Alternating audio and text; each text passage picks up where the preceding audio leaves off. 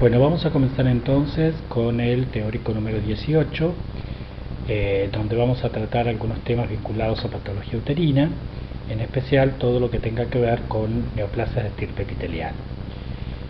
Sin antes decir que el útero o matriz es un órgano hueco de paredes gruesas y contráctiles que está destinado a servir de receptáculo del óvulo después de la fecundación, reteniéndolo en su cavidad durante su evolución y hasta que madure, ¿cierto? Contribuye con sus contracciones a expulsarlo al exterior, convirtiéndose en el órgano de la gestación y del parto.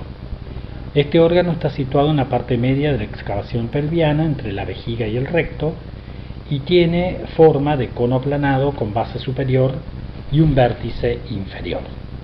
Una porción estrecha, conocida como istmo, o también segmento inferior, lo divide en cuerpo y en cuello, o cervix en latín. Muy bien, el cervix tiene 2,5 a 3 centímetros de longitud, generalmente en la nulípara, angulado hacia abajo y atrás. Y el útero en general, en la nulípara, tiene unas dimensiones de 6 a 7 centímetros de longitud por 4 centímetros de ancho, y en la multípara un poquito más, ¿no es cierto? 7 a 8 centímetros de longitud por 5 centímetros de ancho, y tiene un peso en la nulípara generalmente de 40 a 50 gramos y en la multípara de 60 a 70 gramos, con gran movilidad, y su posición depende básicamente de variaciones fisiológicas como patológicas. El útero, recordar que está flexionado hacia adelante en anteflexión y anteversión, o sea, el cuerpo hacia adelante y el cuello hacia atrás. Entonces acá vemos una pieza macroscópica donde observamos el cuerpo uterino dividido del cervix uterino, ¿no es cierto?, por el istmo. Están señalizadas también ambos oviductos, trompas uterinas, o también conocidas como trompas de falopio.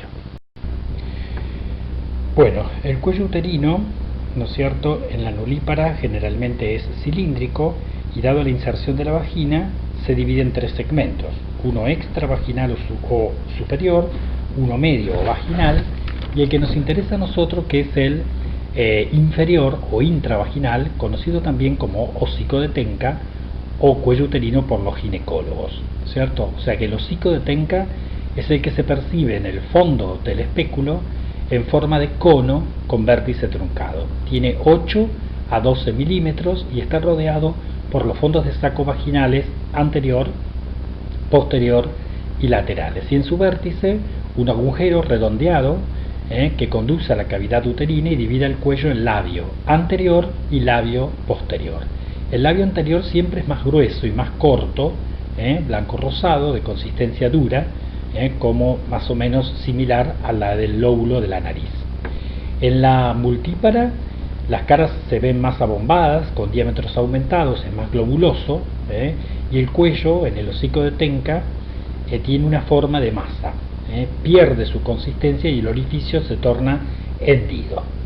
Sin embargo, después de la menopausia desaparece esa división entre cuerpo y cuello, y el hocico de Tenca se atrofia y se retrae, y el orificio generalmente es puntiforme.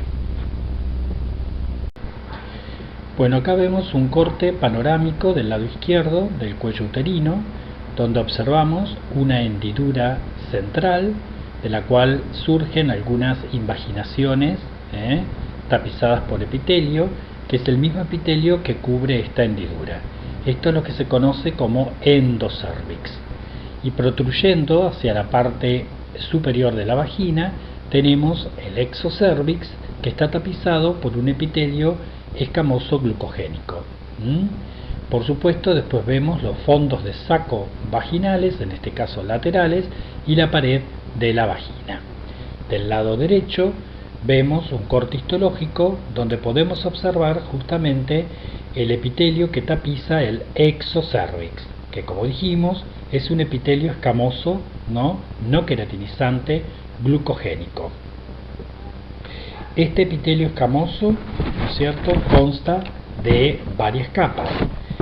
Una capa basal, la capa basal y parabasal, en donde las células basales verdaderas tienen 10 micras de diámetro, con un citoplasma escaso, con núcleos ovales perpendiculares a la lámina basal subyacente, vesiculosos de 8 micras. Sin embargo, la capa parabasal tiene células un poquito más grandes, con más citoplasma que las basales, en 1 a 2 capitas por encima de las basales. La regeneración epitelial es la principal función de esta capa parabasal. Las células basales parecen actuar como células madres, las células parabasales comprenden la replicación activa, es donde se observan las mitosis, al igual que la expresión de Ki67. Luego tenemos una capa media. La capa media o espinosa es la porción dominante, ¿no es cierto? Es la que sufre maduración con el incremento gradual en el volumen del citoplasma. El tamaño del núcleo, sin embargo, permanece estable. También tiene 8 micras. Las células que las constituyen son células intermedias, células que no se dividen, con abundante glucógeno intracelular, lábil a la diastasa, positivas para paz, responsables de la apariencia vacuolada clara de su citoplasma. Y por último, por encima tenemos la zona superficial, que es la zona más madura, más diferenciada, con células aplanadas de citoplasma más grande, de 50 micras, pero con núcleos picnóticos que tienen 4 micras, y citoplasmas eosinófilos con filamentos intermedios. Esta capa justamente es la que se descama o exfolia por rotura de los desmosomas. El epitelio escamoso se apoya en un tejido conectivo fibroso, desprovisto de glándulas endocervicales, con formación de papilas estromales, ¿sí? Y se apoya en una membrana basal. Bueno, acá vemos entonces el epitelio que tapiza al endocervix, que es un epitelio columnar, cilíndrico, secretor de mucina, que reviste tanto el canal endocervical como las glándulas, o mal llamadas glándulas, de tipo tubular racimoso, ya que en realidad son un complejo repliegue mucinoso de membrana, consideradas como invaginaciones del epitelio de superficie. Las células columnares tienen núcleos basales, vesiculosos, esféricos, de 8 micras, con un citoplasma uniforme finamente granular, con gotitas de mucina afines al Alcian Blue. Las células del epitelio de superficie del canal endocervical se las denomina también células de Piquet, porque simulan una cerca de estacas. Ocasionales células ciliadas son encontradas a veces, que son las encargadas de distribuir y movilizar el moco endocervical, especialmente en la porción superior, ¿no es cierto?, del endocervix. Entre las células columnares, en la base del epitelio adyacente a la membrana basal, suelen existir células pequeñas o de reserva, muy difíciles de ver al microscopio óptico en el epitelio normal, pero en circunstancias anormales pueden sufrir hiperplasia y pueden observarse.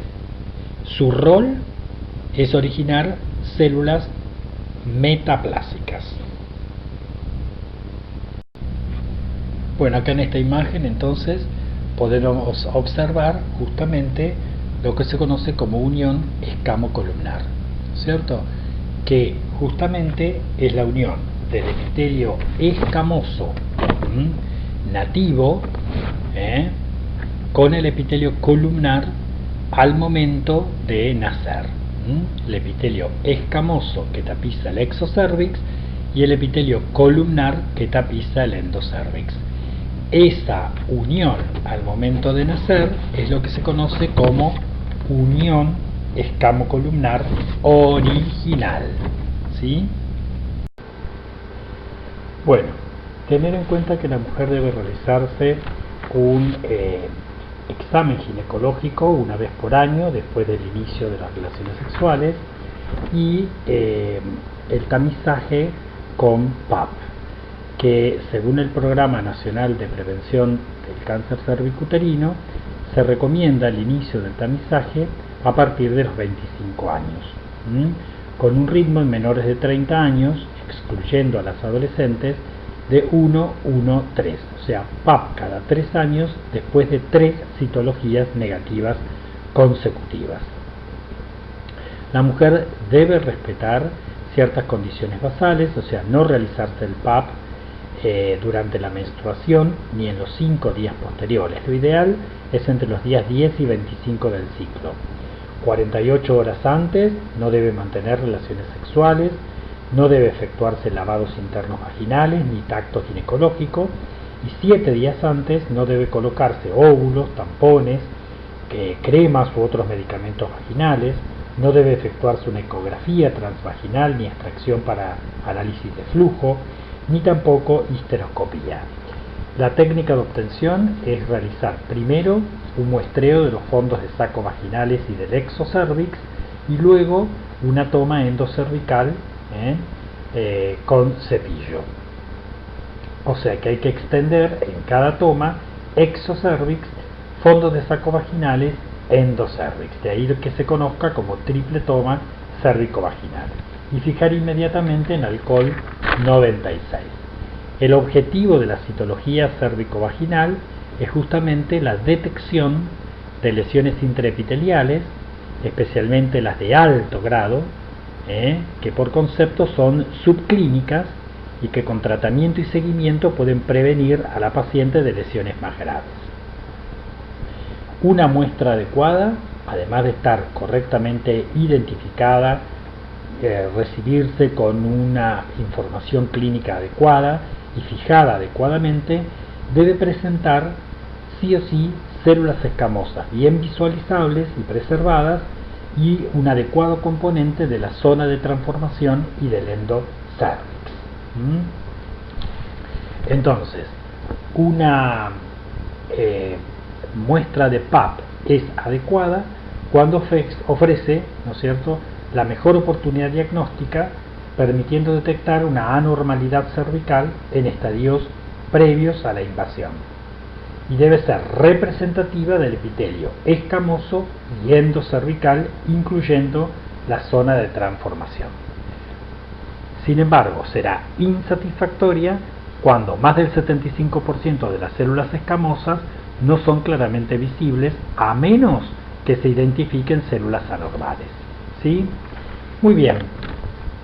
Dentro de las células que nosotros podemos encontrar en el PAP, ¿no es cierto?, de acuerdo al trofismo, vamos a ver que tenemos especialmente células escamosas, como las que vemos acá, las células escamosas superficiales, basófilas, y las células escamosas superficiales, eosinófilas, ¿sí?, así como también células intermedias.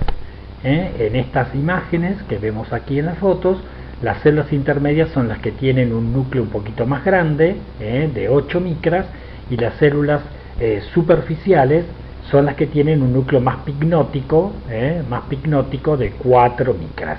¿Sí?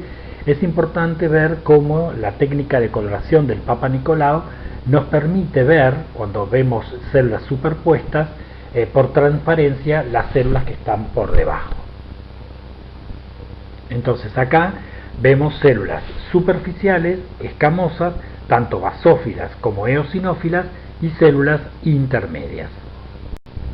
El otro tipo celular que debemos encontrar siempre en un PAP para que sea adecuado es la presencia de células endocervicales, ¿cierto?, que se pueden ver así como colgajitos en panal de abeja, o formando así regueritos de células cilíndricas, en este caso totalmente normales, ¿cierto?, células endocervicales.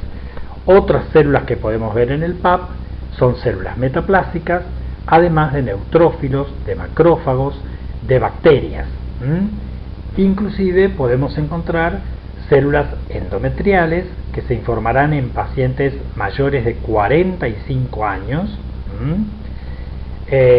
células ciliadas, células parabasales, linfocitos, eosinófilos, eritrocitos. Lo que no vamos a ver nunca en un PAP son células basales, neuroendocrinas, ni células de Langerhans. Bueno, justamente acá vemos, ¿no es cierto?, en el lado izquierdo de la foto, algunas células superficiales, ¿no es cierto?, basófilas, un fondo que tiene abundantes neutrófilos, algún que otro eritrocito y un cúmulo de células, ¿no es cierto?, un cúmulo de células de tipo endometrial, que como dijimos, ¿no es cierto?, son células ovales o esféricas que aparecen en pequeños grupos. En la imagen del lado derecho, lo mismo, vemos estas células pequeñas en grupo que corresponden a células endometriales. Hay allí una célula metaplástica con un citoplasma rosado denso, ¿no es cierto?, y algunas células superficiales y algunas intermedias, más neutrófilos de base, ¿sí? Las células endometriales, ¿no es cierto?, después de los 45 años, si la paciente no está menstruando, son patológicas. Bueno, vamos a tratar de comprender ahora entonces el concepto de zona de transformación, que no es lo mismo que la unión escamocolumnar, ¿sí? Acá en el esquema vemos cómo el exocervix está tapizado por un epitelio escamoso, que está señalado con el número 1, y el endocervix está tapizado, como dijimos, por un epitelio columnar, mucosecretante, que está marcado con el número 2. El punto 3 marca justamente la zona de transición de los epitelios, la unión escamocolumnar, que está sobre el orificio cervical externo y que es donde comienzan las lesiones precancerosas. Entonces, ¿qué es la unión escamocolumnar original? Es el sitio en el que el epitelio escamoso nativo del exocervix colinda con el epitelio columnar endocervical en el momento del nacimiento. Unión escamocolumnar original. Al nacer, la mayoría de las recién nacidas tienen algo de epitelio endocervical columnar secretor de mucina en el exocervix y constituyen lo que se denomina un ectropio. Así como en la menarquia o durante el embarazo, el útero y el cérvix se agrandan, alteran su forma, que dan como resultado también una eversión del epitelio columnar endocervical en el portio. En la mayoría de las mujeres durante el periodo reproductivo la ectopía está presente y su extensión es mayor en menores de 20 años y posterior a su primer embarazo, que es lo que vemos en el esquema del lado izquierdo, señalado con un 4, donde la mucosa endocervical aparece como una zona roja terciopelada, ectropio.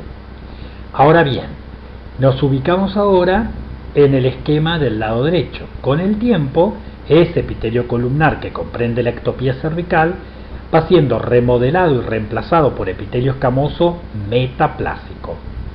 Y cuando esto ocurre, la unión escamocolumnar, ¿no es cierto?, histológica, se mueve hacia el orificio exocervical y constituye una nueva unión escamocolumnar que se denomina fisiológica, funcional o nueva, ¿sí?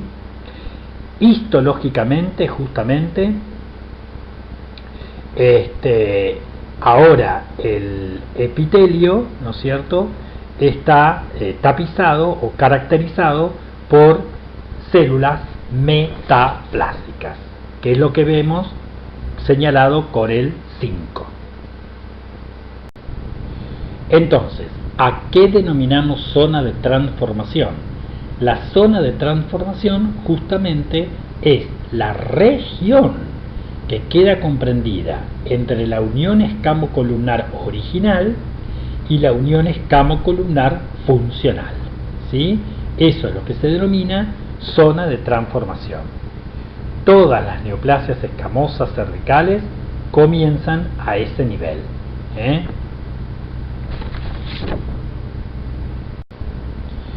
Bueno, entonces acá vemos una imagen colposcópica con el orificio cervical externo en hendidura en la parte central, del cual emergen hilos correspondientes a un DIU. Vemos, ¿no es cierto?, allí un ectropion, y vemos marcada la unión escamocolumnar, ¿sí?, la original y la nueva, ¿sí? Entonces, esta zona que queda blanquecina entre la unión escamocolumnar original, que es la que está marcada allí con la flechita, y externamente la unión escamocolumnar nueva, es lo que se conoce como zona de transformación. Esta zona de transformación es importante porque allí es donde se originan siempre las neoplasias epiteliales del cuello, de tipo escamoso. Además, recordar que esta zona de transformación está siempre tapizada por epitelio metaplásico.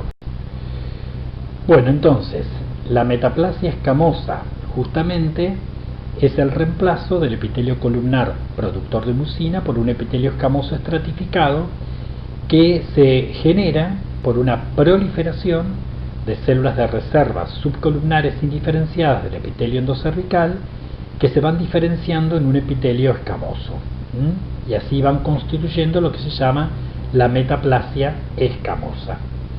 Esto depende de factores ambientales locales como pH bajo, después de la pubertad, traumatismos, irritación crónica, infecciones cervicales, incluso post-tratamiento con electrocauterio, criocirugía o cirugía láser. La metaplasia escamosa entonces siempre comienza con hiperplasia de células de reserva, la cual tiene núcleos grandes, uniformes, de cromatina ligeramente granular con escaso citoplasma. Luego aparece una metaplasia escamosa inmadura que tiene poco glucógeno, cohesión celular, pero sin atipía, y bioquímica e inmunohistoquímicamente comparten características del epitelio escamoso maduro y el epitelio mucinoso columnar. Bueno, recordar entonces que los cambios metaplásicos son siempre cambios planos, y que no tienen connotaciones premalignas por sí mismas, ¿sí? Acá vemos nuevamente, justamente, comenzando desde el lado izquierdo hacia la derecha, el epitelio endocervical, las células de reserva por debajo. Acá lo vemos histológicamente, y del lado derecho el exocervix con el epitelio, ¿no es cierto?, plano estratificado glucogenizado, con células basales, que lo vemos histológicamente en la foto inferior. Y en el medio, entonces, la zona de transformación, que dijimos que está representada justamente por epitelio metaplástico, cómo se va generando la metaplasia por hiperplasia previa de las células de reserva, del endocervix, que luego van a constituir en principio una metaplasia inmadura para luego transformarse en una metaplasia escamosa madura. Y así es como veríamos, por ejemplo, células metaplásicas en el PAP, ¿no es cierto? Dijimos que el hallazgo de células metaplásicas, ¿no es cierto?, corresponden a células que están tapizando la zona de transformación. Son células que tienen un citoplasma denso, eosinófilo, y generalmente colas. Toda célula con colita es metaplástica hasta que se demuestre lo contrario. Bueno, el Papa Nicolau o PAP, ¿no es cierto?, tiene como objetivo principal la detección de lesiones intraepiteliales, especialmente las lesiones de alto grado. Lo que solemos encontrar, ¿no es cierto?, frecuentemente es el accionar del virus del HPV y esa acción citopática viral en las células escamosas, ¿no es cierto?, superficiales del epitelio del cuello uterino,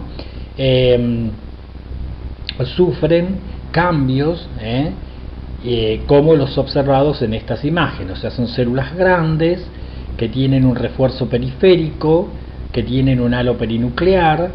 Si bien pueden ser mono o binucleadas, como vemos en las imágenes, lo más importante es la discariosis, ¿no es cierto?, del núcleo, la hipercromasia o la atipía nuclear, ¿no es cierto? O sea que son células atípicas. Esto nos indica, el coilocito nos indica acción citopática viral vinculada al virus del HPV. Virus que pueden ser de bajo riesgo o de alto riesgo. Dentro de los virus de bajo riesgo contamos especialmente con las cepas 6 y 11, que son las más frecuentes, si bien existen otras, y las más importantes son las cepas de HPV de alto riesgo, de las cuales las más importantes son la 16 y la 18, así como el grupo de los 30. También se destaca la 45 en cuestión de frecuencia, ¿no es cierto? De estas, el 60% de las lesiones de alto grado están generadas por la cepa de alto riesgo 16. Vamos a hacer entonces la clasificación de los tumores del cuello uterino según la Organización Mundial de la Salud, teniendo en cuenta en un primer grupo las lesiones precursoras, como son el low SIL o high SIL, o sea, el SIL de bajo grado y el SIL de alto grado, vinculado a lesiones escamosas intraepiteliales. Luego tenemos al carcinoma escamoso sin ningún tipo de especificación, de las cuales se destacan la variante queratinizante y la no queratinizante, si bien existen otros patrones como el papilar, el basaloide, el tipo Worthy, el escamoso transicional o el tipo linfoepitelioma. También tenemos un grupo de lesiones benignas vinculadas a las células escamosas, donde se destaca la metaplasia escamosa u otros tipos de metaplasia como la transicional, los papilomas escamosos o los condilomas acuminados, estos últimos producidos por HPV de bajo riesgo como el 6 y el 11. Existen otros tumores epiteliales menos frecuentes como los carcinomas adenoescamosos, los carcinomas glassy cells, los adenoides basales, los adenoides quísticos e indiferenciados. Y pueden existir también tumores de tipo neuroendocrinos de bajo grado, el tumor carcinoide atípico, y de alto grado los carcinomas neuroendocrinos de células pequeñas o de células grandes. Recordar entonces que el hallazgo del HPV con lesiones mononucleadas, binucleadas o trinucleadas en las células escamosas superficiales nos habla de acción citopáctica viral por HPV, y para saber qué cepa, bueno, tendríamos que hacer PCR para saber exactamente qué cepa. De lo contrario, por hibridización in situ podemos saber si es positivo para los subtipos o variantes de alto riesgo. Bueno, así como dijimos que el PAP detecta lesiones intraepiteliales, la colposcopía, o sea, la visualización tras la colocación de un espéculo del cuello uterino con buena luz, ¿no es cierto?, nos permite localizar lesiones. Las imágenes colposcópicas pueden ser de índole fisiológico, como por ejemplo la que vemos en la primera foto superior a la izquierda, que es lo que se conoce como mucosa original, ¿no es cierto?, que es básicamente un exocervix rosado, uniforme, liso, brillante, que refleja la luz, y eso implica un epitelio pavimentoso normal glucogenizado. Después pueden existir, por ejemplo, como lesión fisiológica, el ectropion, ¿cierto? Que es la eversión del endocervix hacia afuera. Lesiones colposcópicas benignas son las que nos dan generalmente los procesos inflamatorios como la cervicitis, a puntos rojos, a puntos blancos, los pólipos endocervicales o los fenómenos metaplásicos en el cuello uterino.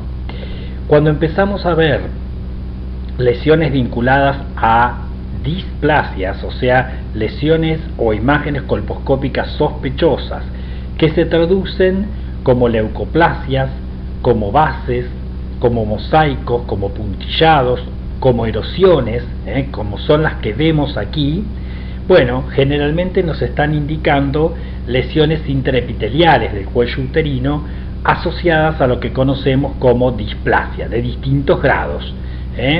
Acá vemos a continuación del cervix normal una imagen colposcópica vinculada a una neoplasia intraepitelial o sin 1. Luego vemos una zona leucoplásica, blanquecina también, y de bordes irregulares, que se corresponde con una imagen colposcópica displásica correspondiente a un sin 2, una zona más gruesa, también leucoplásica, como vemos aquí, con algún vaso patológico, eso corresponde a un sin 3, que va desde una displasia severa, hasta un carcinoma in situ, como vemos al lado, que también es un sin 3. Y puede observarse también colposcópicamente imágenes malignas directamente, ya sea fungosas o ulceradas, como en este caso, que implican carcinomas invasivos. ¿No es cierto? Muy bien, entonces, recordar que la colposcopía nos sirve para localizar lesiones. Bueno, así como dijimos que el PAP detecta las lesiones intraepiteliales y la colposcopía las localiza, la biopsia las confirma. Y acá podemos ver los distintos grados de lesión intraepitelial cervical, lo que conocemos desde el punto de vista histológico como neoplasia intraepitelial cervical o SIN. Comparándola con un epitelio glucogénico no queratinizante, pavimentoso del cuello uterino normal. Esto que en un principio para la década del 40-50, según George Papanicolaou, las clasificaba en clases. Clase 1 era la normal, clase 2 era la inflamatoria y después la clase 3 era la dudosa, la clase 4 era la sospechosa y la clase 5 era la neoplástica maligna, podríamos decir, ¿no es cierto? Eso fue reemplazado por James Regan para los 50-60 por el término de displasia, y él hablaba de una displasia leve, que es lo que vemos acá como sin 1, una displasia moderada, que es lo que vemos acá como sin 2, y luego un sin 3 donde involucraba la displasia severa y al carcinoma in situ, teniendo en cuenta que la displasia nosotros la definíamos como alteraciones desde el punto de vista citológico y arquitectural, ¿no es cierto? Citológicamente hablando, bueno, habían cambios a nivel de las células escamosas en este caso, asociadas a aumento del tamaño de la célula, aumento de la radiación nucleocitoplasmática, aumento del tamaño del núcleo con mayor hipercromasia e irregularidad o discariosis, aumento del número de mitosis por encima del tercio inferior, y que cuando afectaba básicamente arquitecturalmente había pérdida de la polaridad, y que cuando eso afectaba en menos de un tercio del epitelio era sin 1, la mitad por lo menos del epitelio era un sin 2 y más de la mitad, ¿no es cierto?, era un sin 3, y cuando ocupaba todo el espesor del epitelio y aumentaba la tipía pero no atravesaba la membrana basal, se lo llamaba carcinoma in situ. Bueno, Estos grados de displasia, para luego la década del 60-70, Ralph Richard fue que las denominó SIN 1, SIN 2 y SIN 3 respectivamente. ¿Sí? Entonces, SIN 1 sería la displasia leve, SIN 2 la displasia moderada y SIN 3 la displasia severa y el carcinoma in situ. Y luego, a partir de 1988, según el sistema Bethesda, se las clasificó básicamente en SIL de bajo grado y SIL de alto grado, que es lo que utilizamos en la actualidad. El low SIL o SIL de bajo grado es igual que el SIN 1 o la displasia leve. Y a partir de allí hablamos de SIL de alto grado, o sea que en el SIL de alto grado tenemos que tener en cuenta al SIN 2 o displasia moderada, al SIN 3 con la displasia severa, más el carcinoma in situ. Bueno, acá tenemos entonces para comparar qué es un carcinoma in situ de un carcinoma microinvasor. Un carcinoma in situ es aquel que presenta cambios displásicos muy marcados en todo el espesor del epitelio, pero que no atraviesa la membrana basal. Sin embargo, en la foto de la derecha vemos cómo se observa un prolegómeno, ¿no es cierto?, de células escamosas atípicas más allá de la membrana basal, infiltrando el corion, ¿no es cierto?, o la estroma rodeada por linfocitos. Cuando esto es así, hablamos de microinvasión, siempre y cuando, ¿no es cierto?, no tenga más de 3 milímetros de profundidad y 7 milímetros de extensión. Carcinoma microinvasor. Bueno, desde el punto de vista inmunistoquímico, entonces, podemos recurrir a la confirmación, ¿no es cierto?, de estas lesiones de alto grado vinculadas al HPV, como es el SIL de alto grado, o en este caso un carcinoma in situ, con la detección de la proteína reguladora del ciclo celular P16, que si bien no es diagnóstica, ¿no es cierto?, se torna positiva en banda, en bloque, tanto a nivel nuclear como citoplasmático, en todo el epitelio, en todo el espesor del epitelio, ¿no es cierto?, horizontalmente. Esto generalmente también lo solemos pedir en los casos de dudas, ¿no es cierto?, de SIL de alto grado, especialmente cuando hay histológicamente una displasia moderada, o tenemos dudas. Entonces en esos casos pedimos la P16. También en situaciones vinculadas a metaplasias inmaduras, algunos procesos reactivos o atrofias del epitelio. Bueno, hablando de carcinomas de cuello uterino, sabemos que existen distintos tipos histológicos, pero vale la pena decir que el carcinoma de células escamosas, espinocelular o epidermoide, es el más frecuente, ¿sí? Se lleva más del 90% de los casos. En un menor rango, entre 5 y 8%, generalmente tenemos que hablar de adenocarcinomas, y obviamente luego formas mixtas o adenoscamosos, menos del 2%, y algunas formas raras de cánceres de cuellos de tipo endometroide, células claras, células pequeñas, que realmente son muy poco frecuentes. A partir de ahora nos vamos a referir específicamente al carcinoma escamoso.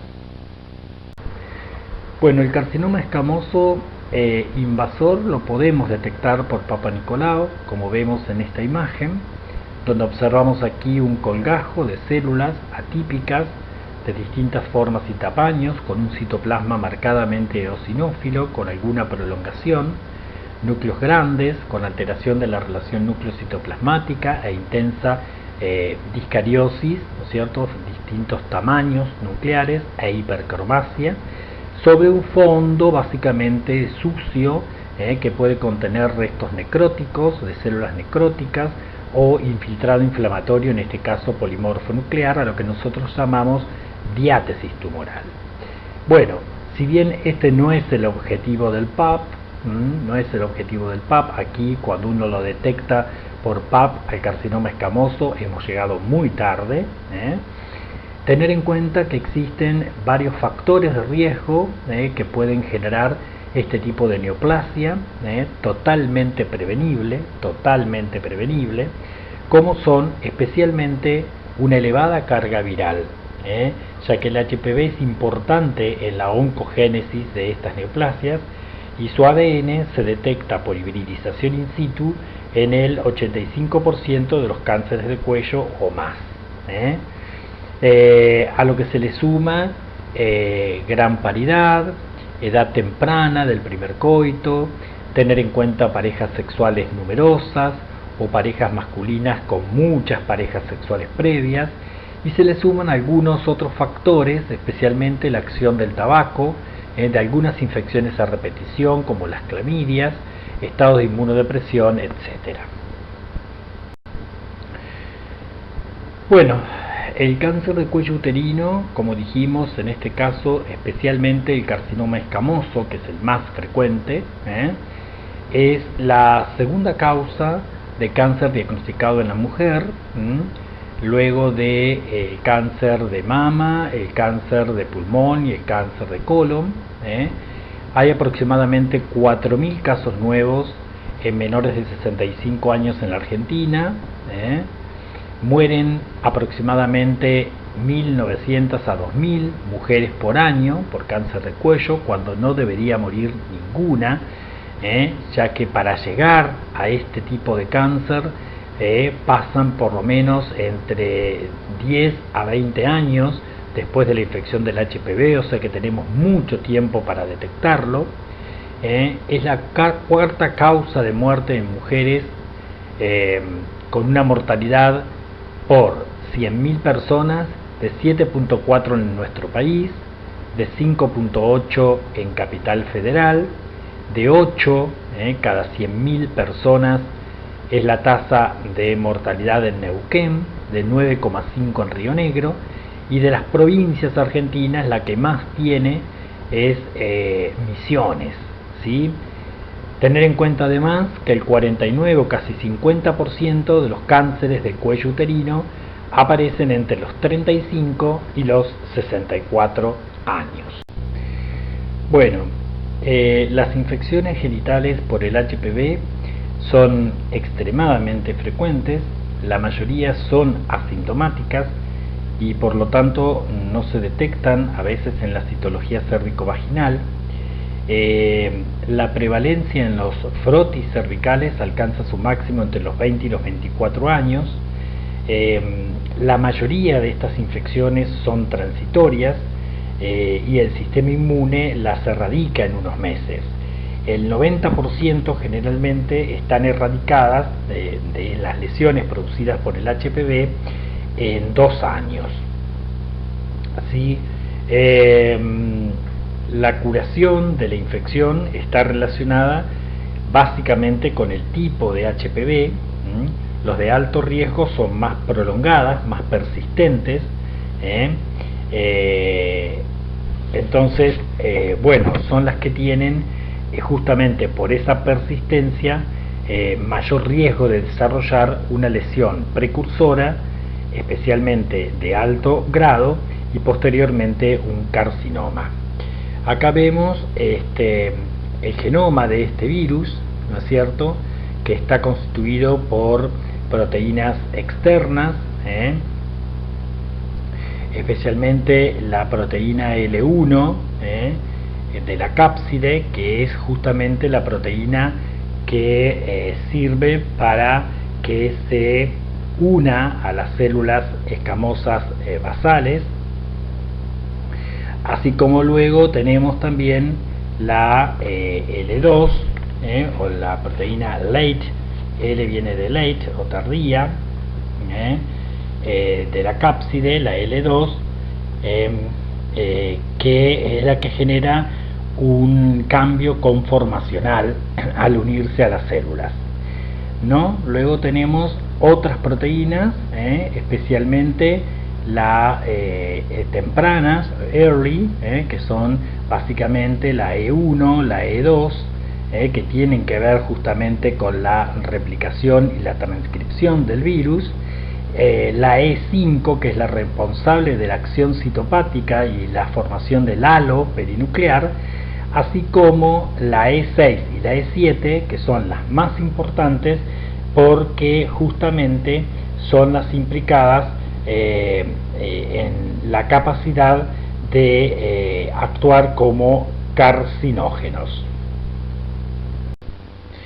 Bueno, acá vemos un poco cómo el HPV infecta, ¿no es cierto?, básicamente las células basales inmaduras del epitelio escamoso en áreas de pérdida epitelial, o puede infectar células metaplásicas inmaduras en la unión escamo-columnar. No puede infectar a las células escamosas maduras superficiales y siempre requiere de un daño epitelial previo que permita al virus acceder a la capa basal. Esta diferencia, justamente en la susceptibilidad a la infección, es la responsable del amplio intervalo de incidencia de los cánceres relacionados con el HPV en las distintas zonas. El cuello tiene elevada frecuencia, así como el ano en los homosexuales. Sin embargo, es relativamente baja en la vulva o en el pene. La capacidad de actuar entonces como carcinógeno depende de las proteínas víricas E6 y E7 que interfieren en la actividad de proteínas supresoras de tumor, que son las encargadas de regular el crecimiento y la supervivencia celular. Infecta células basales, pero su replicación tiene lugar en células escamosas en maduración. Normalmente estas células más maduras quedan detenidas en fase G1, pero pasan a avanzar activamente a lo largo del ciclo cuando son infectadas por el HPV, que utiliza la maquinaria de síntesis del ADN de las células del huésped para replicar su propio genoma. Entonces, la oncoproteína E6, ¿no es cierto?, degrada a la P53, disminuyendo su concentración 2 o 3 veces por proteólisis dependiente de ubiquitina. Esto genera la interrupción de la vía de muerte celular, previene la senescencia replicativa por activación de la telomerasa e induce la duplicación del centrosoma con inestabilidad genómica. Y por otro lado, la E7 se une a la forma hipofosforilada activa del RB por proteólisis a través de la vía del proteosoma. La RB hipofosforilada inhibe la entrada a fase S al unirse al factor de transcripción E2F, ¿no? Otro factor que contribuye a la transformación maligna es el estado físico del virus. El ADN vírico se integra en el genoma de la célula huésped y aumenta básicamente la expresión de los genes E6 y E7, y quizás altera así la regulación de oncogenes cercanos a los puntos de inserción vírica, por E1, E2, como por ejemplo MYC. Bueno, desde el punto de vista macroscópico, el cáncer de cuello uterino, especialmente el escamoso, ¿no es cierto?, puede tener varias formas o varios patrones, variantes ulceradas, variantes fungosas o de crecimiento exofítico, variantes endofíticas, o sea, con un crecimiento hacia el canal endocervical, que es lo que se conoce como carcinoma en tonel, la variante bulky, que es esos carcinomas muy voluminosos, y bueno, formas mixtas de crecimiento exofítico y posteriormente ulcerado. Bueno, vamos a pasar a ver algunas imágenes macroscópicas. Acá tenemos para comparar desde el punto de vista colposcópico una mucosa original, ¿no es cierto?, de un cuello uterino obviamente normal, con un orificio cervical externo hendido, para que comparen con una imagen colposcópica de tipo maligno, con crecimiento exofítico de tipo fungoso. Bueno, esto es para que vean en una pieza quirúrgica, la pieza está invertida, lo que observamos es el cuello uterino, rodeado por un mango vaginal, y dado que está invertida, la lesión, ¿no es cierto?, está sobre el labio posterior, posterior. Y se corresponde con una imagen maligna de un cáncer de cuello que tiene un crecimiento exofítico y posteriormente ulcerado. Bueno, acá vemos una pieza quirúrgica cortada transversalmente, donde por encima vemos el cuerpo uterino con la cavidad uterina y hacia abajo el cuello uterino abierto, donde se ve el canal endocervical con un poquito de moco en el centro, y luego en ambas mitades se ve una proliferación neoplásica infiltrante, blanquecina en la periferia, irregular, ¿no es cierto?, con crecimiento exofítico fungoso y necrosada en la parte central. Acá vemos otra imagen de museo, donde vemos una pieza quirúrgica del útero, donde se ha cortado transversalmente solamente en un corte frontal, ¿no es cierto?, el cuello uterino, y vemos ahí marcado por la flecha una neoplasia que creció, ¿no es cierto?, hacia adentro, o sea, tiene un crecimiento endofítico, lo que hace o torna cilindroide el cuello uterino. Claramente vemos la infiltración de la pared, y esto es lo que se conoce como carcinoma en tonel. Bueno, acá vemos una pieza quirúrgica de un cáncer uterino avanzado, donde vemos una infiltración total de la pared del cuello uterino, así como también hacia arriba, ¿no es cierto?, que ha invadido básicamente el istmo y se ha metido hacia la cavidad uterina. También vemos su infiltración mural hacia adelante, ¿no es cierto?, a nivel de la vejiga, y hacia atrás hay una infiltración de la pared del recto, a través de la fascia de Denonville.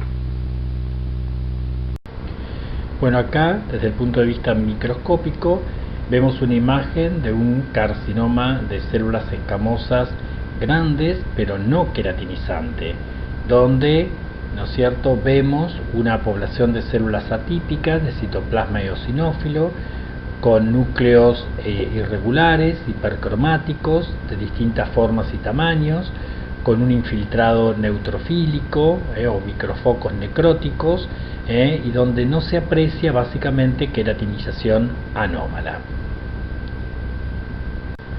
Al contrario, en el carcinoma de células grandes pero queratinizante, ¿no es cierto?, vemos una proliferación que fácilmente reconocemos las células escamosas, con esos núcleos grandes, con alteración de la relación núcleo-citoplasmática, pero se ven remolinos de queratinización, y bastante abundante, ¿no es cierto?, perlas córneas y remolinos de queratinización, con algunas mitosis aisladas, ¿sí?, en un estroma conectivo vascularizado. Esto entonces sería una variante de carcinoma de células escamosas que hace una abundante queratinización o marcada queratinización anómala, por lo tanto es bien diferenciado. Acá lo mismo, vemos cómo invade el estroma claramente, se observa una proliferación escamosa con las células que describimos en la foto anterior,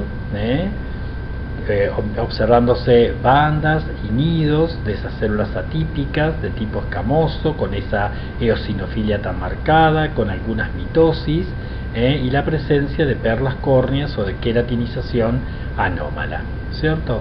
Esto es un carcinoma de células escamosas grandes, queratinizante, que podríamos decir bien diferenciado, invasor por supuesto. Bueno, acá lo mismo, vemos otra imagen, vemos claramente la invasión, en este caso una marcada atipía, que la podemos ver en la foto de la derecha, con núcleos muy discarióticos, hipercromáticos, irregulares, con esos citoplasmas eosinófilos, un carcinoma invasor de tipo escamoso de células grandes de tipo queratinizante. Bueno, acá lo vemos, es lo mismo, ¿no es cierto? Pero a veces cuando no vemos mucha queratinización, ¿no es cierto? Dudamos si es realmente un escamoso, podemos inmunomarcarlos, y acá vemos entonces la expresión exagerada de la P16. Bueno, y respecto a la estadificación, nos vamos a basar en el último reporte 2018 de la Federación Internacional de Gineco y Obstetricia, la FIGO, para la estadificación del cuello uterino. Bueno, acá vemos entonces la estadificación del cuello uterino según la FIGO, que los divide básicamente en 4 estadios. El estadio 1 es cuando el cáncer está confinado estrictamente al cuello uterino, ¿sí? Y decimos que es A cuando puede ser diagnosticado solo microscópicamente. Entonces, 1A. 1 es cuando la invasión en profundidad es menor a 3 milímetros. 1A2 es cuando la invasión es mayor a 3, pero menor a 5 milímetros en profundidad. El B es un carcinoma invasor que mide en profundidad más de 5 milímetros, pero sigue siendo limitada al cuello. Entonces acá agregamos, ¿no es cierto?, 1B1, más de 5 milímetros en profundidad, pero no tiene, tiene hasta 2 centímetros en su dimensión el tumor. Si tiene entre 2 centímetros y 4 en su dimensión es 1B2, y si tiene más de 4 en su dimensión es 1B3. El estadio 2 es aquel cáncer que invade más allá del útero, pero no se extiende, ¿no es cierto?, al tercio inferior de la vagina ni a la pared pélvica. El 2A es entonces un compromiso que se limita a los 2 tercios superiores de la vagina, sin compromiso del parametrio. 2A1, cáncer invasor menor de 4 centímetros en dimensión. 2A2, cáncer invasor mayor de 4 centímetros en dimensión. Y el estadio 2B es con compromiso del parametrio, pero que no llega a la pared pélvica. Vamos al estadio 3. El estadio 3 es aquel carcinoma que involucra tercio inferior de la vagina, o se extiende a la pared pélvica, o causa una hidronefrosis, o un riñón no funcionante, o compromete ganglios paraórticos o pélvicos. 3A, el cáncer involucra tercio inferior de vagina, pero no se extiende a la pared. 3B, extensión a la pared o hidronefrosis o riñón no funcionante. Y 3C, compromete pelvis o ganglios paraórticos, ganglios paraórticos. El 3C1 son ganglios, solamente ganglios pélvicos, y el 3C2 ganglios o metástasis paraórticas. Y el último estadio es un cáncer que se ha extendido más allá de la pelvis verdadera, ¿no es cierto?, o que compromete la vejiga o el recto, como vimos. A, cuando se extiende a órganos pélvicos, y B, cuando se extiende a otros órganos a distancia. Bueno, y acá vemos, para ejemplificar, ¿no es cierto?, por resonancia magnética, cómo se hace para estadificar. Un ejemplo simplemente, ¿no? Del lado izquierdo vemos una imagen normal, donde vemos el cuerpo uterino, el cuello uterino, ¿no es cierto? Por delante la vejiga, por detrás el recto, y vemos ahí el endometrio que se ve claramente, tapizando la cavidad uterina, el espesor del miometrio, la unión entre el endo y el miometrio, todo normal. Para que comparen con la imagen de esta resonancia del lado derecho, ¿no es cierto?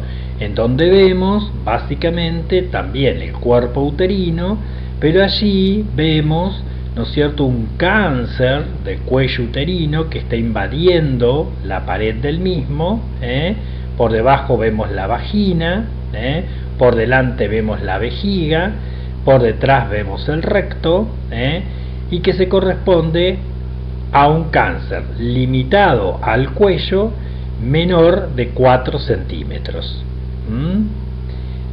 En la primera marca superior, o sea 1B1, y por debajo es 1B2, está limitado al cuello pero es mayor de 4 centímetros. Esto simplemente para poner un ejemplo de cómo se hace la estadificación a través de estos estudios imaginológicos, por supuesto, ¿no? Bueno, y como para cerrar esta primera parte, ante un primer signo como puede ser una sinusorragia o algún tipo de derrame, ¿no es cierto? La sinusorragia es una hemorragia que proviene del cuello uterino o de los senos que rodean el hocico de Tenca. Bueno, hay que recurrir rápidamente al médico porque esto puede ser un cáncer, y tener en cuenta que el cáncer de cuello uterino, si se lo trata tempranamente, es curable. De hecho, al estar vinculado generalmente al virus del HPV, es una neoplasia totalmente prevenible. Pero también cuando hablamos de cáncer de cuello uterino no nos tenemos que olvidar, ¿no es cierto?, de que existen los adenocarcinomas de cuello uterino.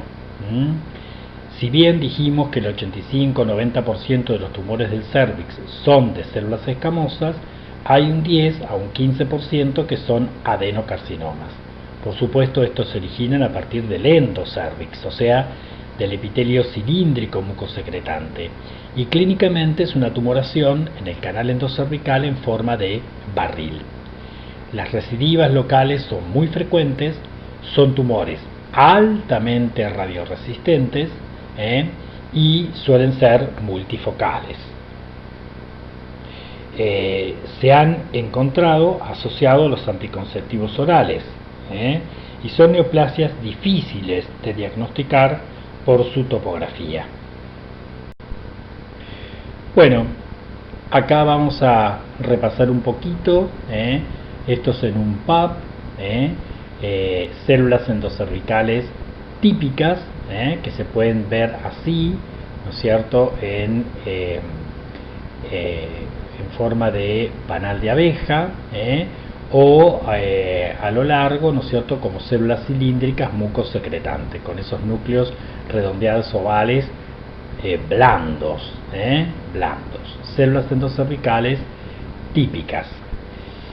En el PAP también podemos encontrar células endocervicales atípicas, de tipo inespecífico, que generalmente son células vinculadas a fenómenos regenerativos, reparativos, reactivos, en donde ya las células un poco más grandes, solemos ver algunas mitosis, ¿no es cierto?, los núcleos se destacan mucho más. Y para que comparen, ¿no es cierto?, podemos encontrar colgajos de células neoplásicas,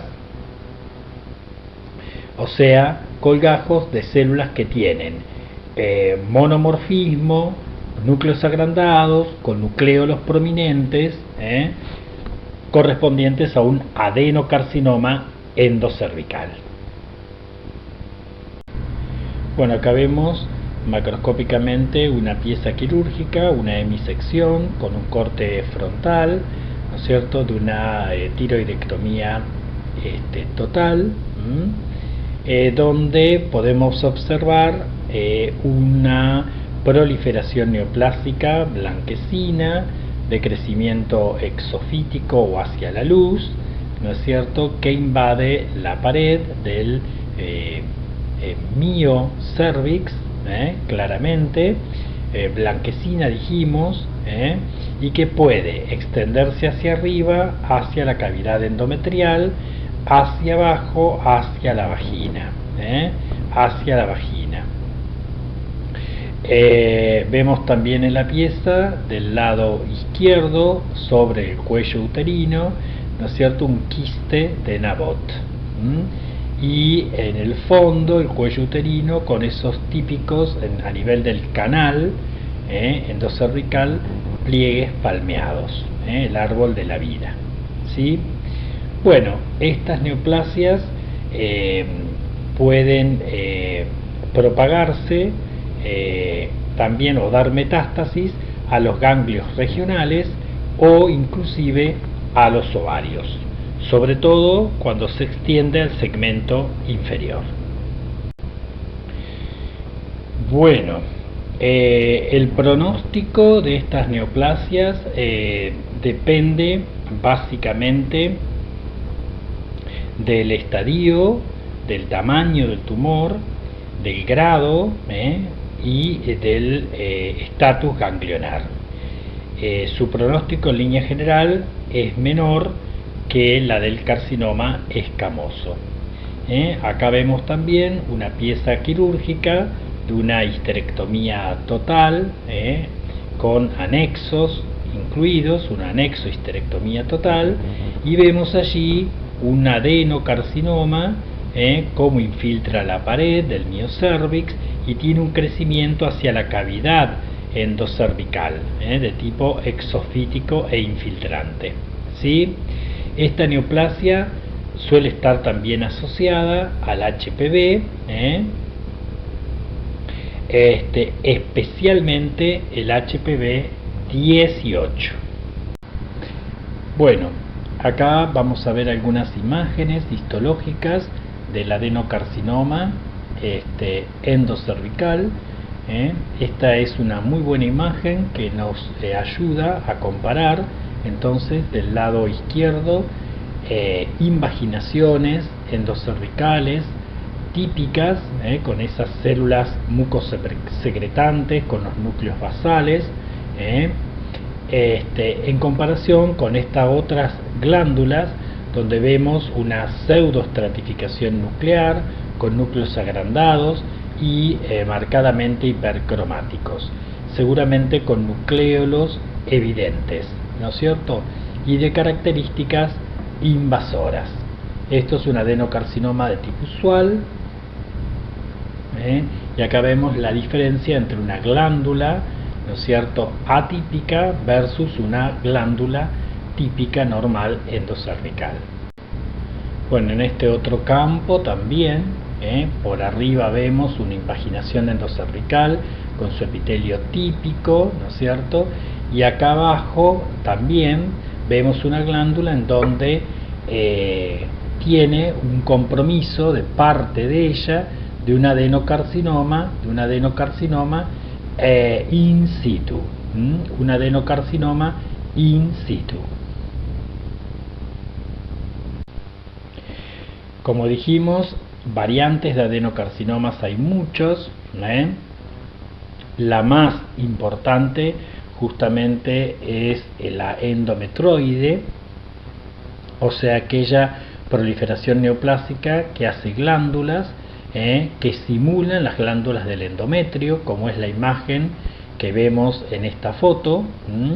Luego hay otras variantes de alto grado, como la seroso papilar, la de desviación mínima o adenoma maligno, la billo-glandular, la adenoescamosa, la mucinosa, adenoide quística, basal adenoide, a células claras, mesonéfricas, células en anillo de sello.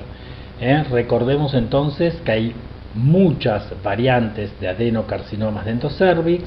De estas variantes, la más común o que solemos ver, que hay que diferenciarla con el adenocarcinoma de endometrio de tipo endometroide es justamente la variante endometroide. Bueno, justamente la inmunistoquímica nos ayuda para detectar origen endocervical, ¿no es cierto? Bueno, la vimentina en los carcinomas de endocervix generalmente es negativa. Los receptores hormonales como estrógeno y progesterona generalmente son negativos. El antígeno carcinoembrionario o el CEA en el 80% son positivos, y es muy importante tener en cuenta la proteína P16, que es positiva en los adenocarcinomas de endocervix, para diferenciarlo de los adenocarcinomas de endometrio, en donde justamente la vimentina es positiva generalmente, los receptores hormonales son positivos generalmente, el CEA generalmente es negativo y la P16 es negativa. Bueno, acá para que veamos la utilidad que tiene la inmunistoquímica, acá vemos del lado izquierdo y superior un adenocarcinoma de endocervix de tipo endometroide, que es positivo para P16, que es la foto que vemos por debajo, a nivel izquierdo por debajo. P16 que dijimos positiva. Al lado, abajo, vemos los receptores hormonales, en este caso estrógenos, que dijimos que son negativos. Y arriba, ¿no es cierto?, vemos un nuevo marcador que es bastante fehaciente, que es el PRO-XC, que nos da o nos brinda la posibilidad de confirmar origen endocervical. Acá les adjunto justamente este artículo sobre el PRO-XC, que es un nuevo marcador para distinguir entre adenocarcinomas endocervicales y endometriales. Bueno, acá lo mismo, vemos algunas imágenes y donde podemos ver carcinomas in situ marcados, imágenes marcadas con P16, ¿sí? Con P16. Tener en cuenta además que los adenocarcinomas de endocervix son positivos para mucinas, hay positividad para MUC1 en casi el 100%, MUC2 en el 40%, MUC4 en el 75% y MUC5AC en la mayoría de ellos. También, como dijimos, se expresan citoqueratinas como la 7, EMA, CEA y vimentina en forma negativa. Los receptores de estrógeno dijimos que en general son negativos, suelen aparecer en un cuarto de los casos positivos y frecuentemente hay sobreexpresión de P53. Bueno, acá para que vean citológicamente en un PAP la presencia de un colgajo de células atípicas con núcleos redondeados u ovoideos, con nucleolos prominentes, que se correspondió posteriormente, desde el punto de vista histológico, con un adenocarcinoma endocervical in situ. Debo decir que el diagnóstico por PAP es muy difícil, es muy complicado, ¿sí? Pero merece la confirmación histológica a través de la biopsia. Histológicamente vemos aquí un adenocarcinoma con técnica de HIE in situ de endocervix, donde vemos esa típica pseudoestratificación con núcleos agrandados e hipercromáticos y algunas mitosis aisladas. Acá lo mismo, otra imagen para que comparen con lo normal, ¿no es cierto? Un adenocarcinoma de endocervix in situ, acá lo vemos básicamente en el epitelio de superficie, no invadiendo el corium.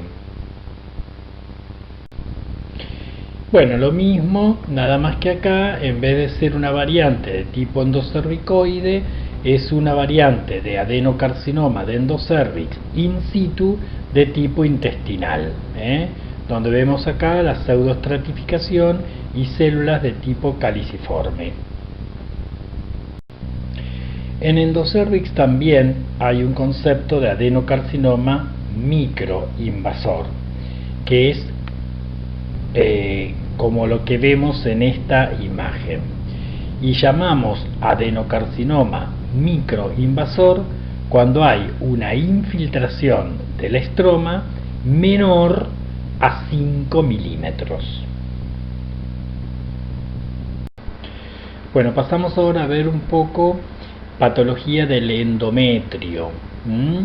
Acá vemos en este panorámico la histología de la pared del cuerpo uterino, donde se ve claramente la mucosa, conocida como endometrio, la pared muscular lisa, que se denomina miometrio, y justamente la pared externa del útero o de la pared uterina, que se corresponde con el perimetrio. Ese endometrio que va a tener una mucosa, ¿no es cierto?, que va a depender básicamente del ciclo menstrual, su aspecto. En este caso vemos un endometrio con glándulas tubulares, ¿no es cierto?, con estratificación, conocida como endometrio en fase proliferativa, totalmente normal, con un estroma edematoso. Aquí, para que comparemos un poco, ¿no es cierto?, las glándulas de un endometrio de tipo proliferativo, en un estroma que es CD10 positivo, y una glándula con esa típica pseudoestratificación, con algunas mitosis típicas, con núcleos allí un tanto vesiculosos, ovoideos, característica de una glándula tubular en fase proliferativa, a diferencia de la fase secretora, donde las glándulas se tornan un tanto más aserradas, ¿no es cierto?, y dependerá un poco del día de posovulación las características de las mismas. Esto es más o menos un día 10, donde vemos posovulatorio, donde vemos células en monocapa de tipo cilíndrico, con vacuolas subnucleares, endometrio secretor normal.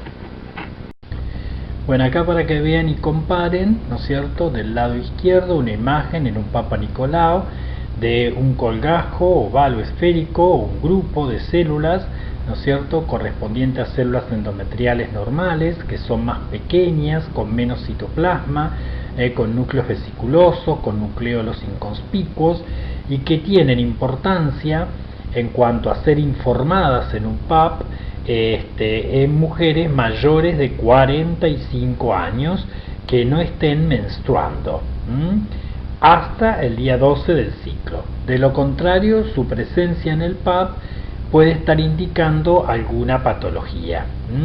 Y del lado derecho vemos un colgajo de células en donde los bordes son un poco más desflecados, los nucleolos son más evidentes, que corresponden a algunas alteraciones a nivel de las células endometriales. Son entonces correspondientes a lo que se conoce como células endometriales con atipía. Bueno, respecto a la hiperplasia del endometrio, ¿no es cierto?, es una causa importante de metrorragia, o de hemorragia uterina anormal, y se la define básicamente como una proliferación aumentada de glándulas endometriales respecto al estroma endometrial, ¿cierto? y básicamente está relacionada con el carcinoma endometrial, especialmente con el de tipo 1, ¿cierto? Acá vemos una pieza quirúrgica de una histerectomía simple, abierta por su cara anterior, donde vemos justamente un endometrio engrosado, mamelonado, de tipo hiperplásico que ocupa la totalidad casi del mismo. La hiperplasia, como sabemos, desde el punto de vista de su clasificación según la OMS, puede ser simple o compleja desde el punto de vista arquitectural, ¿sí? Y ambos tipos pueden ser con o sin atipia. Bueno, acá vemos algunos ejemplos de hiperplasia, tanto simple desde el punto de vista arquitectural, como compleja desde el punto de vista arquitectural, sin atipia. La hiperplasia simple sin atipia o hiperplasia quística generalmente presenta glándulas irregulares, generalmente dilatadas, con leve aumento de la relación glándula-estroma, con un crecimiento epitelial similar al endometrio proliferativo y mitosis no tan frecuentes, ¿sí? La hiperplasia compleja sin atipia tiene un aumento del número y del tamaño de las glándulas endometriales, con un apiñamiento glandular y ramificación. Las glándulas están generalmente back to back, o sea, espalda con espalda, con poco estroma interpuesto y abundantes mitosis, pero citológicamente normal. En este otro caso, ¿no es cierto?, podemos tener hiperplasia arquitecturalmente simple, pero con atipia, que es mucho menos frecuente, similar a la simple sin atipia desde el punto de vista arquitectural, pero tienen obviamente atipia citológica, o sea, núcleos vesiculosos, pérdida de la polaridad, nucleolos prominentes. La que más nos preocupa es la hiperplasia compleja con atipia, que se superpone básicamente desde el punto de vista morfológico con el adenocarcinoma bien diferenciado de tipo endometroide. Ahí vemos que tiene una marcada atipia en las células, con esa estratificación, escaso estroma interpuesto, y vemos cómo están back to back, o sea, casi no hay estroma entre una glándula y la otra. Esta es la que tiene mayor riesgo de desarrollar adenocarcinoma de endometrio de tipo endometroide, hiperplasia compleja con atipia. Bueno, acá vemos un poco cada tipo de hiperplasia y la posibilidad de progresar al cáncer. Vemos entonces que las hiperplasias sin atipia simples tienen poca posibilidad de hacerlo, la hiperplasia sin atipia compleja también, la simple con atipia tiene un 8% más o menos de posibilidades de desarrollar o asociarse a cáncer. La que más tiene, como dijimos, es la hiperplasia compleja con atipia. La hiperplasia endometrial se asocia a estimulación estrogénica prolongada del endometrio, situaciones de anovulación, de obesidad, de menopausia, poliquistosis ovárica con el típico síndrome de Stein-Levendal, tumores de células de la granulosa del ovario que formen estrógenos, hiperplasias estromales corticales o administración prolongada de sustancias estrogénicas. Y desde el punto de vista molecular, la alteración genética más común es la inactividad del gen supresor tumoral PTEN, localizado en el brazo largo del cromosoma 10. Justamente PTEN es la proteína 10, que codifica una fosfatasa que genera la desfosforilación de lípidos y proteínas, y produce el PIP3 o fosfatidilinositol trifosfato, Este bloquea a la AKT, que regula la vía del crecimiento de Pi3K, ¿sí? Entonces, cuando PTEN se inactiva, aumenta la fosforilación de AKT y esto estimula la síntesis de proteínas y proliferación celular e inhibe la apoptosis. Las mutaciones del PTEN se encuentran en la fase precoz de la oncogenia endometrial, 20% en las hiperplasias, con y sin atipía, y entre el 30 y el 80% existen en los carcinomas de tipo endometroide. Se ha demostrado además que la pérdida de PTEN puede ocasionar fosforilación del receptor de estrógeno independiente del ligando, o sea, de los estrógenos. Bueno, desde el punto de vista ecográfico es muy importante tener en cuenta el espesor, ¿no es cierto?, del endometrio. Acá vemos esquemáticamente la cavidad endometrial y visualizamos una fina línea ecogénica como consecuencia de la reflexión de la interfaz entre las superficies opuestas del endometrio, ¿no?, de cara anterior y de cara posterior. Bueno, ese aspecto trilaminar es el que tenemos que medir ecográficamente. Normalmente debe medir entre 7 y 10 milímetros, ¿sí? Esto varía de acuerdo al ciclo sexual. Es muy finita la línea ecogénica durante la fase menstrual.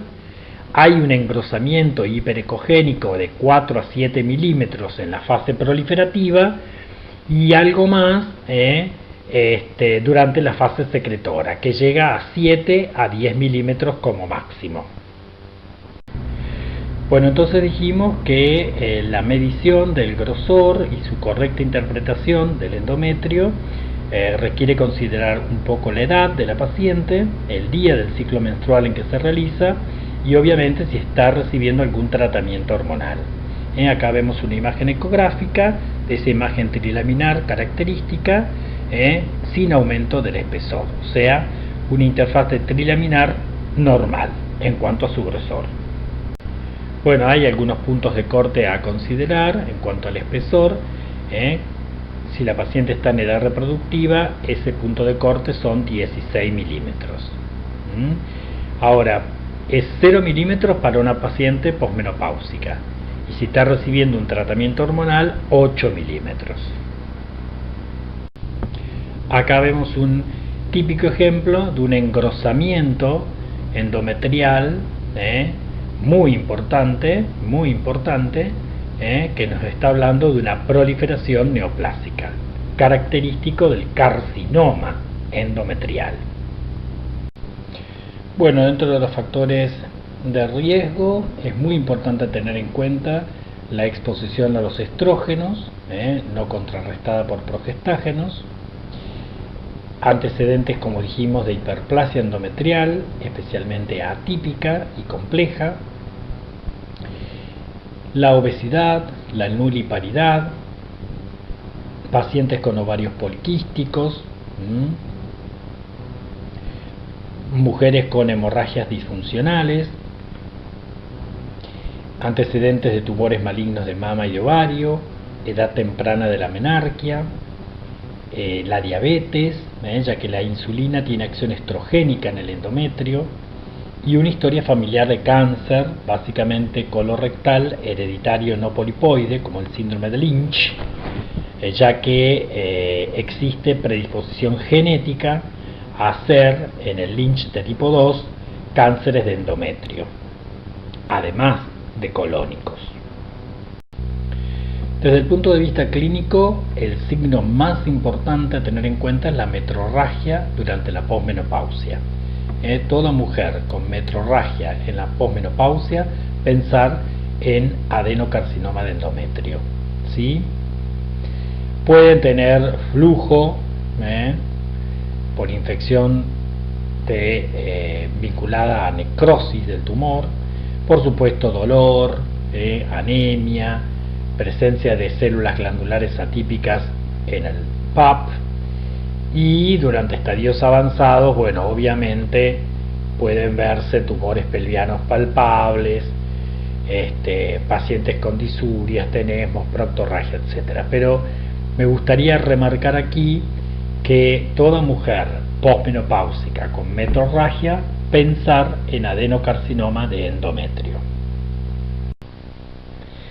Bueno, desde el punto de vista diagnóstico, el primer paso que hay que dar es clínico, basándonos en una buena historia clínica, en una anamnesis, en el examen físico de la paciente y en algunos métodos auxiliares, como pueden ser ecografías y resonancias. Por supuesto que en estadios avanzados, para ver extensión, hay que hacer otros estudios más, ¿sí? Y por supuesto que la confirmación siempre desde el punto de vista anatomopatológica, la biopsia, donde generalmente se pide un RUF, o sea, un raspado fraccionado, un raspado uterino fraccionado, obteniéndose material del endocervix y del endometrio. Sabemos que la mayoría de los cánceres de endometrio, que son los de tipo 1, están asociados a los estrógenos. Y hay otro porcentaje menor, ¿no es cierto?, que no lo está y que son generalmente los de tipo 2.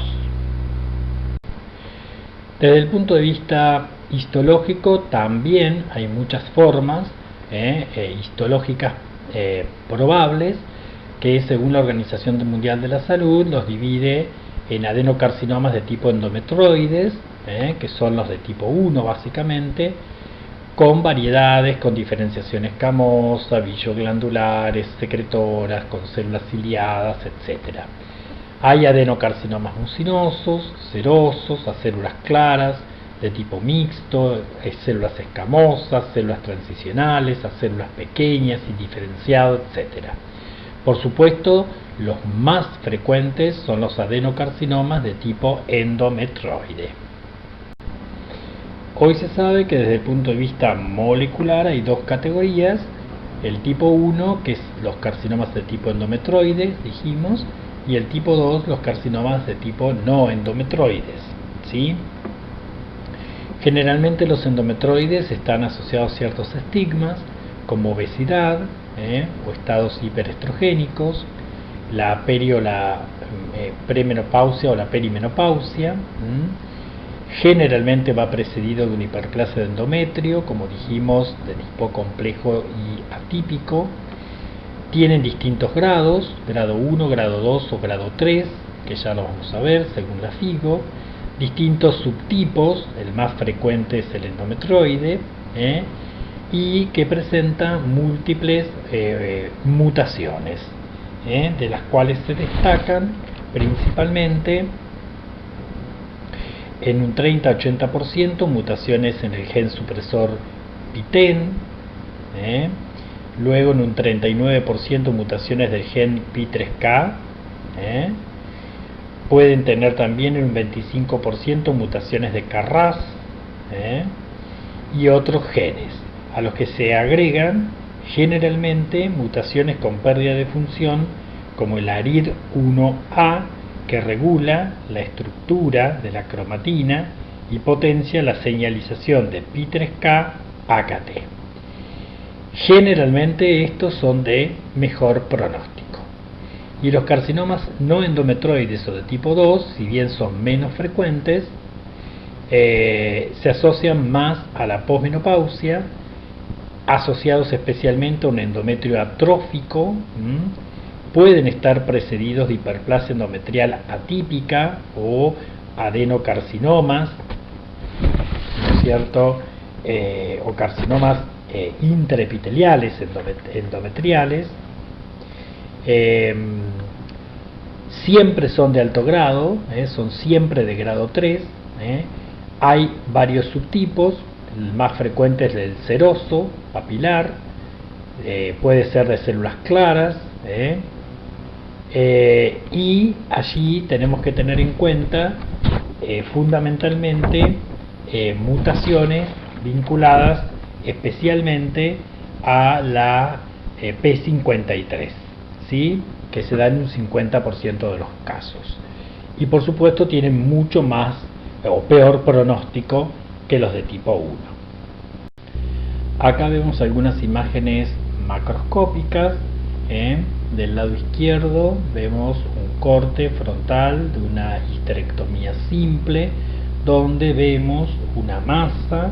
Esa masa en este caso es algo así como de crecimiento exofítico difuso superficial, podría ser más polipoide o de crecimiento más endofítico, como vemos en la imagen de la derecha, que invaden básicamente el miometrio, pudiendo atravesar la pared y llegar a estructuras periuterinas, así como comprometer ganglios linfáticos regionales.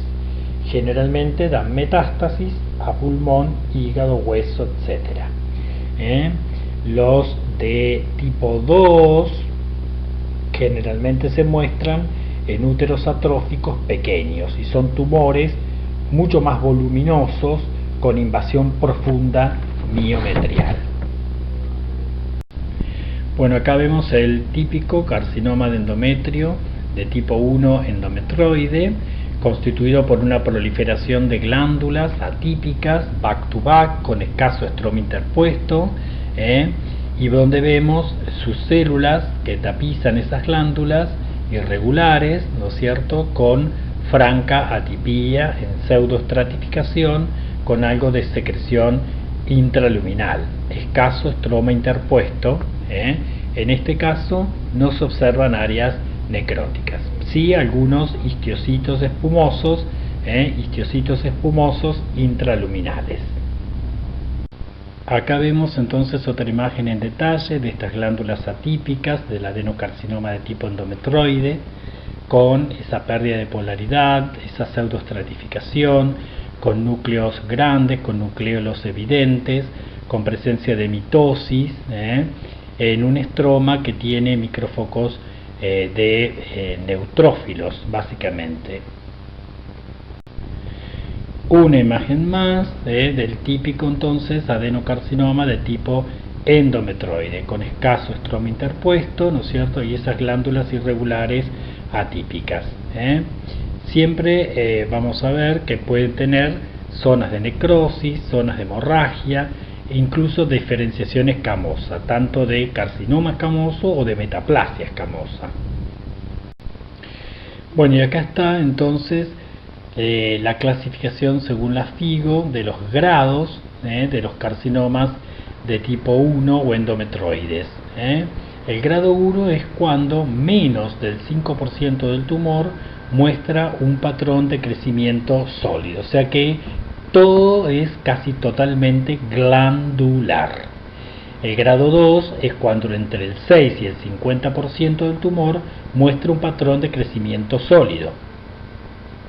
Y el grado 3 es cuando más del 50% del tumor tiene crecimiento sólido, o sea, no hay o no se expresa con formación de glándulas, teniendo a veces áreas de diferenciación escamosa, tanto benigna como maligna, denominada antiguamente adenoacantoma o adenoescamoso.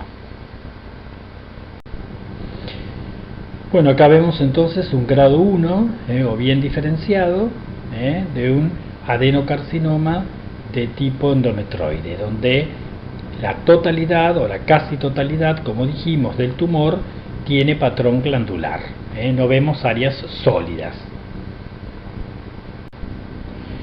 Acá vemos un grado 2 donde se ven algunas áreas sólidas, que va del 6 al 50% y el resto es glandular. Y acá en este caso donde casi todo el tumor es más bien sólido, ¿no es cierto?, es poco diferenciado y tiene acá áreas de metaplasia escamosa asociada. Bueno, y acá en esta última foto, esto es una imagen de un adenocarcinoma de endometrio donde casi la totalidad del tumor, podríamos decir, salvo algunas luces tubulares allí, casi la totalidad del tumor es sólida. El típico adenocarcinoma de tipo endometroide de grado 3. Bueno, y en los carcinomas de endometrio de tipo 2 dijimos que estos se asociaban generalmente a un endometrio atrófico y que la lesión, ¿no es cierto?, siempre es de grado 3, o sea, es de alto grado, poco diferenciado. Y suele asociarse, ¿no es cierto?, a como lesión preneoplásica al carcinoma intraepitelial endometrial. En este caso vemos entonces un adenocarcinoma de tipo seroso papilar, seroso papilar, que va infiltrando allí un poco el miometrio. Siempre esta variante es de alto grado. Entonces, el carcinoma seroso papilar justamente se caracteriza por la presencia de estructuras de tipo papilas verdaderas, ¿no es cierto?, con eje conectivo vascular, que generalmente tienen necrosis asociada y que son siempre de alto grado. Estos tumores tienden a presentarse, como dijimos, en edad más avanzada, con invasión miometrial, vasculolinfática e intraabdominal, y a menudo son resistentes a los esquemas de manejo habitual en cuanto a las terapias adyuvantes, ¿sí? Acá vemos entonces una estructura vellosa formada por un eje conectivo vascular, tapizado por esas células grandes, poligonales, con núcleos muy pleomórficos, con nucleolos muy prominentes, tipo hobnail o en tachuela. Acá vemos otra imagen del carcinoma seroso papilar, que es similar al seroso papilar de ovario, por ejemplo, ¿no? Vemos esas estructuras entonces con ejes conectivos vasculares, tapizadas por células grandes, poligonales, con núcleos también grandes, con nucleolos prominentes, constituyendo estructuras papilares, generalmente con necrohemorragia asociada. Bueno, el otro patrón de tipo 2 puede ser que está constituido por células como en tachuela, con citoplasmas claros. También siempre de alto grado, grado 3, donde la mutación de la P53 es un acontecimiento temprano. Bueno, en el cáncer de endometrio también es muy importante tener en cuenta la invasión miometrial. Acá vemos macroscópicamente un fragmento de pared del cuerpo uterino, donde podemos observar la invasión clara del miometrio. Esta invasión, desde el punto de vista microscópico, hay que medirla en milímetros e informarla de esa forma. Muy importante como factor pronóstico la invasión del miometrio. Esta última imagen las pongo a propósito para ver desde el punto de vista del cáncer de endometrio esta variante de tipo endometroide villo-glandular, ¿no es cierto?, donde tiene un crecimiento muy superficial con mínima invasión del miometrio, o a veces no hay invasión miometrial, ¿sí? Esta es la variante de carcinoma de endometrio de tipo 1, patrón villo-glandular. Bueno, desde el punto de vista inmunistoquímico, el carcinoma de endometrio, ya un poquito hablamos, generalmente son positivos para citoqueratina 7 y para mimentina. Si hay diferenciación escamosa, eso marca para citoqueratina 5-6. Pueden tener expresión focal de CEA y de PES16, pero generalmente estos son negativos, y son positivos en este caso los receptores hormonales. Bueno, y desde el punto de vista molecular, 30-80% tienen mutación de PITEM, 39% dijimos mutación de PI3K, 20% de inestabilidad para microsatélites, 25% de mutaciones de KRAS, y es muy importante tener en cuenta las mutaciones con pérdida de función del ARID1A. Además de que el 50%, especialmente en los de alto grado, presentan mutaciones de la P53. Bueno, acá vemos algunas diferencias entre el tipo 1 y 2, así como el factor de riesgo más importante es el hiperestrogenismo para el 1, es la edad para el 2. En cuanto a la raza, los de tipo 1 generalmente se dan mucho más en la raza blanca, sin embargo esta diferencia no es tal en el tipo 2. Histológicamente se destaca el endometroide para el tipo 1 y el seroso papilar o células claras para el tipo 2. El pronóstico obviamente es más desfavorable en el tipo 2, ya que son siempre de alto grado, grado 3.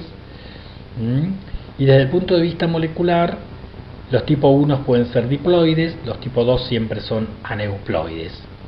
La sobreexpresión de Carras se da en ambos, la sobreexpresión de HER2 se da generalmente en el tipo 2, la sobreexpresión de P53 en el tipo 2 y la mutación de PTEN se destaca básicamente en el tipo 1. Bueno, acá tenemos entonces la estadificación del cáncer de endometrio según la FIGO, que se divide en 4 estadios. El estadio 1 es aquel tumor confinado al cuerpo uterino.